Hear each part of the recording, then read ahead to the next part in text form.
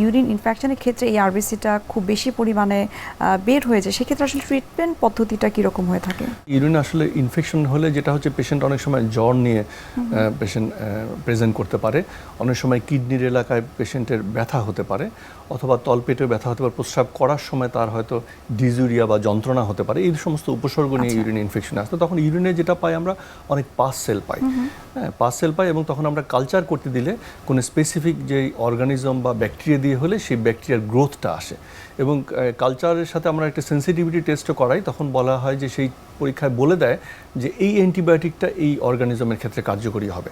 তখন আমরা সেই অ্যান্টিবায়োটিক দিয়ে রোগীর চিকিৎসা করি। আর আরবিসি যদি আপনি জানতে চান, তাহলে আরবিসি আসলে প্রস্রাবে ইনফেকশনের জন্য অত গুরুত্বপূর্ণ বিষয় না। তবে যদি কারো প্রস্রাবে আরবিসি যায়, সাথে প্রোটিন যায়, এবং আরবিসি কাস্ট বলে একটা জিনিস যায়, তখন আমরা নিশ্চিত হতে পারি যে তার হয়তো কিডনিতে প্রদাহ বা গ্লোমেরুলোনেফ্রাইটিস আছে।